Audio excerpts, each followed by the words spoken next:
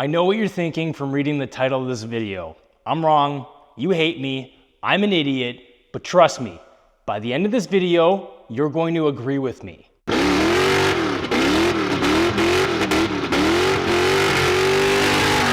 If you're not familiar with this car, I bought it for 5,000 Canadian dollars or 3,500 US dollars for a cheap car challenge on my other channel, The Stray Pipes. As you can see from the footage I'm showing you, it did not look the way it does in my garage right now. It took about 2 years of solid work to get it to this state. I'll go through everything that's been done to it throughout this entire video. But just because it's a financial mistake doesn't mean that I'm done spending money on it yet. And if you know what these boxes are, you're gonna really like the next part of this video because I got some new wheels and tires. So let's get these things mounted up ASAP. I've got brand new Continental ExtremeContact Sport 02 tires and these Maker's Garage Reimagined Classics, which I think I'm going to transform the vehicle once again. So let's load them up in the Raptor, head on over to Ivan's Auto Service, get the tires mounted, and finally, let's see what they look like on the car.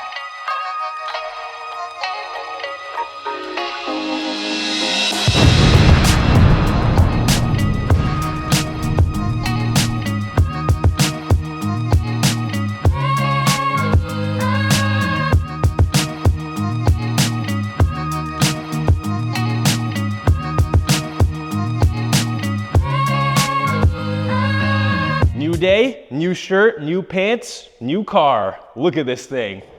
It's gonna take some getting used to because I'm going from 15-inch wheels to 18-inch wheels, but man, do these look really good. So these are Maker's Garage, and Maker's Garage is a small company that's based in Detroit, so these are designed in Michigan, but you know, they're probably made in China, which is fine, just like most wheels are. But I am going from a very lightweight forged weld wheel, which are probably around 15, maybe 13 pounds or something like that. So maybe this is giving me an opportunity to rebalance the power because, you know, I've added extra weight to the car, so maybe the car now needs more power. Let me know if I should do a power adder in the comments right now. Oh boy, this thing is an endless money pit. Okay. So I got these in 4-bolt. They offer these wheels for the Cobra. They offer them in the IRS configuration as well if you did a whole swap. And I bought these wheels for full price. Don't think that this is a paid promotion or anything like that. And the duties to import these into Canada, holy crap. I think I paid $500 or $600. So if you're thinking about buying these wheels, consider the duties as well. Now, one thing that I've noticed after installing them, and I knew this beforehand, I will talk about the suspension later in the video, the wheel gap is just a little bit high on the front for me. The rear is perfect. The rear is also adjustable. Again, I'll get to that. This is gonna be a full build video, so I'm gonna explain everything that you guys wanted to know about this car and what's been done to it throughout this video, because you guys have been asking for that ever since I started this channel. But look at the rear end of this thing. It is perfect. The wheel gap and everything, I could go a little bit lower. I do have adjustment because I do have some Maximum Motorsports parts on here, but look at these wheels. What Maker's Garage did is that he took a 17-inch design from the Cobra, from the Foxbody, made it into an 18-inch, and then added some concave as well as a lot of width. So now I'm running a 275 on the rear, and the clearance is actually perfect because he took all of his measurements when he designed these wheels. So now I got some big boys out back. Now these are a 9.5-inch wheel. I didn't want to go with the square setup. I have an 8.5 in the front. I just think it looks proportionate to the Foxbody, gives it that meaner stance. Because with my weld wheels, which I do love, which are right in front of me right there behind the camera, I went with some beefier ones on the back, but they were actually narrower than these ones. And then I went with some fairly skinnies up front, but not like too skinny because I still wanted to street drive the car. Now I've totally transformed this into basically a street car now with these wheels and these tires because these are the Continental ExtremeContact Sport 02. So now I'll be able to turn again. And I'm looking forward to that. But yes, I know I'm going to a heavier wheel, but man, it kind of makes me love the car again because it's a totally different thing. It just makes it look like it's a different car. And I did buy these weld drag lights brand new from Summit Racing, and Summit Racing also supported part of the build on the engine. And I had a lot of sponsors that helped out because of my other channel, The Stray Pipes. So thank you all. And I will explain how I built this and how I was able to build this and financially how it all made sense because I am a YouTuber. So if you were going to try and do this, I'll get to all that. But these are the same tires, these Hoosier Pro Street radials. They are safe for the streets. They're not a drag slick. These are the same tires that I ran my best time on at the drag strip, which you'll see later in the video. So now that I've spent several more $1,000s on this thing for no apparent reason, I didn't need to do this. Let's get into how this project ballooned from just trying to fix a couple leaks to spending well over $50,000 on it. So the car started its life out with multiple owners and a mileage rollback along the way. I originally just wanted to fix the engine oil and coolant leaks. In hindsight, I should have just replaced a few gaskets rather than go as crazy as I did. I was okay with the paint job because it was funny. I honestly would have probably left it, but Carstar, Eglinton, and Scarborough Northeast reached out and offered to help with the rust and paint repair. I couldn't say no to that. It took one winter and they ended up doing an incredible restoration. They fixed all the rust properly with new sheet metal, not just body filler.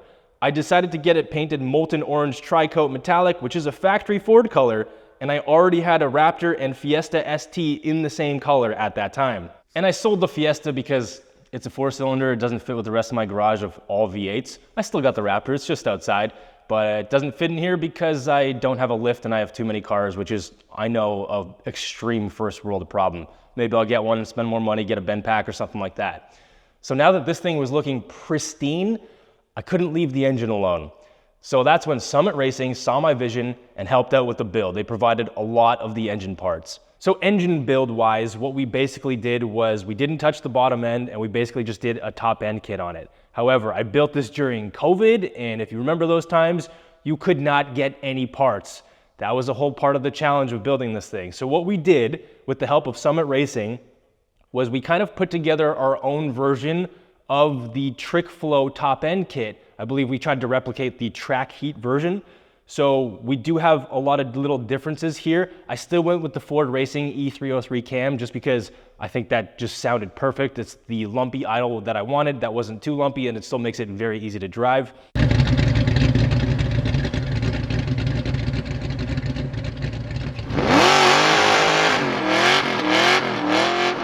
And then we did have to swap out the cylinder heads for the blueprint ones, which I think worked out great because this thing flows really, really well. So overall, build-wise, it was not too crazy, just a top-end kit, which adds a lot of power to these cars. By the way, sidebar, we also basically just did a top-end kit on the Z06, which brought the engine up to about 740 crank horsepower. So, you know, just a little bit more power, even though this actually weighs basically the same as the Foxbody, which is kind of crazy. All right, back to the Foxbody.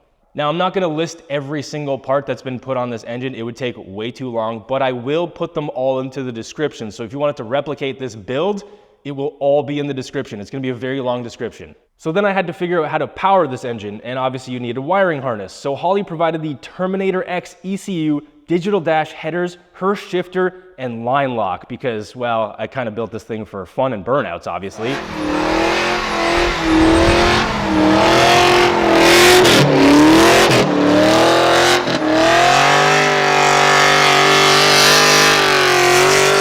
NV Auto did all of the initial mechanical work, which required the engine removal and all the build of the engine. While they had the engine out, they even painted the engine bay so that it wouldn't look burgundy anymore, which is the original color of this. So thank you to them. And then I also took it to Joe D'Souza of D'Souza Performance to get it sorted out and finally tuned. And all of this cost tens of thousands of dollars in labor, which I had to pay, so that part sucked. And that's part of why I'm going to explain why you shouldn't do the build the way that I did it. Then I got the suspension sorted out, all thanks to JRP, Bilstein, and Maximum Motorsports. Thanks to all of that, the car no longer had a monster truck stance and did not have the rear quad shocks, which makes fitting 275 tires back there really easy. And here's a clip of the dyno run.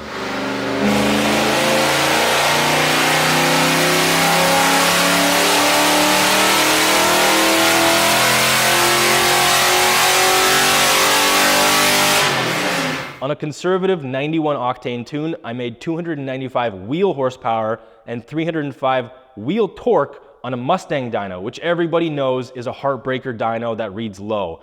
So if this was on a dyno jet and then adjusted for drivetrain loss, it's realistically making at least 360 crank horsepower. I also got Joe D'Souza to program in a 2-step launch control because I'm a man-child.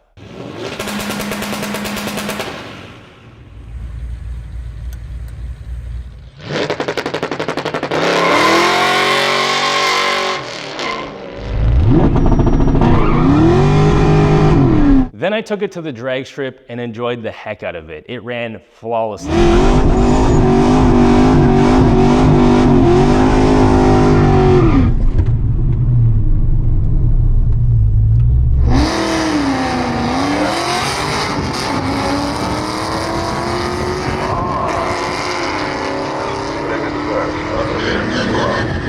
take up in the area. Let's see here, I think the Mustang, yeah. 1282 to the 1492.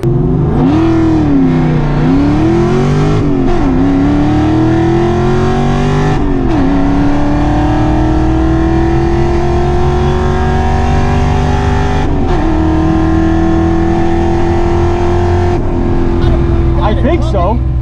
Really? I think so. 12.8. Yes! Yes, first run! Good job, man. Thank you! 1.8. Yes, 12.8. Oh my goodness. 12.8. 12.8 with a 1.8 60 foot. That hooked up at 108. Holy crap. Yes. I did a 12.8 quarter mile time on these exact wheels and tires. Yeah, this. This is not a slick. This is a street tire with currently barely any tread left, but that's beside the point. So I think this car reasonably could do a low 12, possibly even a high 11 if I put a real slick on these. And now that I have these as my drag wheels, maybe I'll do that. I'm probably gonna break something in the rear end, which will then cause me to spend even more money, but that's beside the point right now. So it was running completely flawless for the last 2 years that I've owned it. 0 issues, 0 new leaks, nothing. Like, this thing is built like a tank, which is the reason that I'm starting to think about modifying it again and make it faster so that I do have problems, which is a problem in itself. But in that time, I did also get the headliner reupholstered, so that finally doesn't look like a junkyard car. I think it looks amazing now, at least interior-wise and exterior-wise. So if you add everything up, there's at least 50,000 US dollars into this thing. Now, the whole reason why there's that much money into this is because I had a lot of sponsors. So I do need to thank all the sponsors so much for helping with this build, because that's the whole reason I was able to do this. And that's why I'm going to suggest that you don't do what I did unless you have the privilege of being a YouTuber and having these companies be able to sponsor you. It just costs way too much money if you try and do it the way that I did it. So because of all the work that went into the car, that's the whole reason that I wouldn't recommend doing what I did, which is don't start with a beater. Now, I started with a beater because it was funny and I'm a YouTuber and I have the ability to do that. But for you, unless you know what you're doing mechanically, paint, body-wise, interior-wise, all of that stuff, you're gonna be in for a ride, and that ride requires a lot of money. So my recommendation would be to actually start with a much cleaner example. That would save you thousands of dollars.